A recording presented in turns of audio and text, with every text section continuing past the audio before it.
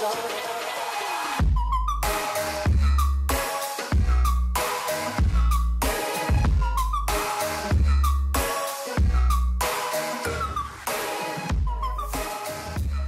what's going on YouTube? This will be the last informative video for quite some time. I am getting kind of burned out talking about this. I want to showcase some more fun stuff. But guys, about 8 hours ago, Subaru finally announced the new 2019 Subaru WRXs and STI, the pricings and everything. So I'm going to put a link down below in the description box if you guys aren't interested in hearing me ramble and stuff. But I have this on my phone and I'm going to go through it really quickly. So some of the key highlights, guys, they're debuting a limited print production of what's called the Series Gray, and the Subaru WRXs, it's going to be at the premium trim level.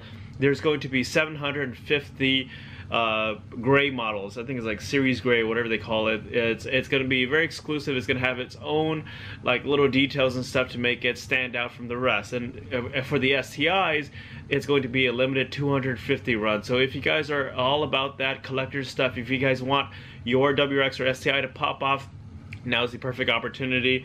Other things include on the CVT models, they are now equipped with the standard EyeSight Driver Assist Technology, and it is going to be all standard now. They claim there's going to be some improvements. The WRX STI has a 5 horsepower bump, so now it's at 310 like the STI Type RA.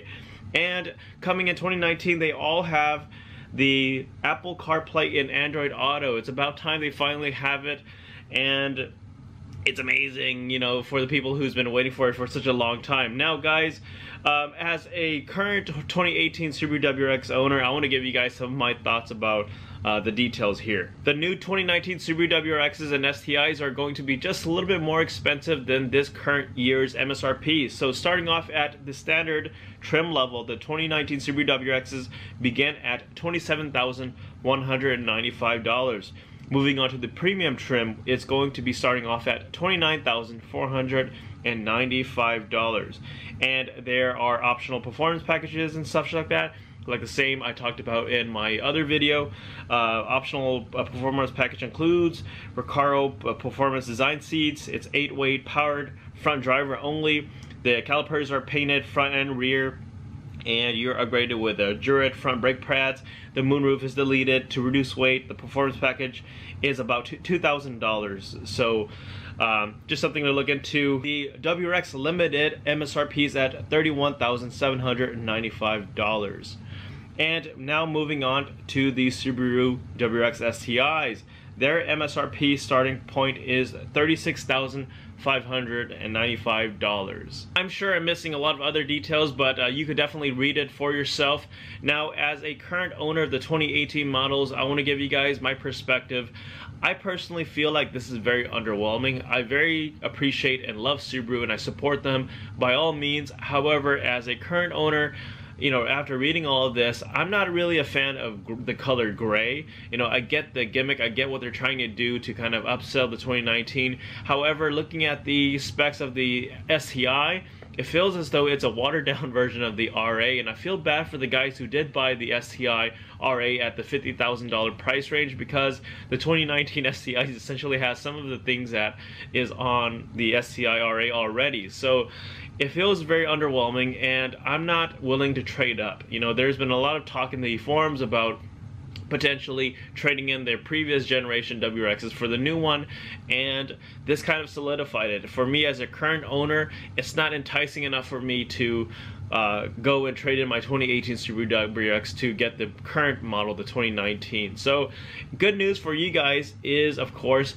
there's not a big difference. I think all of us are waiting for the 2020 refresh, and we are all kind of hoping that maybe the STI will have a brand new FA 2.5 liter or something like that. And so, of course, guys, if you're looking into getting yourself a Subaru WRX, I highly recommend getting this current generation because there's not that much difference. You know, the infotainment system is really, in my opinion, the only big difference between the current one and the previous generations versus the new 2019. So you could definitely go aftermarket to upgrade your surround sound and your stereo and infotainment experience, but I don't think this is a big deal breaker for me as a current WRX owner. for you, it's a good opportunity to go to the used route and to buy pre-certified WRX for way cheaper. And I'm actually pretty happy that I bought my current WRX, because I thought about saving and saving and saving until the end of the year and then buying it in a full lump sum. However, I'm okay with it because I feel as though year after year the WRXs are getting a little bit more and more expensive, and I feel as though for the people who haven't yet bought a WRX, looking at that brand new price tag, it looks as though your WRX is getting farther and farther away. So this is just going to be a little quick video. I hope you guys like this. And of course, guys, if you do, give this video a thumbs up, like, share, and subscribe, and I'll see you guys in the next video. And don't forget to subscribe.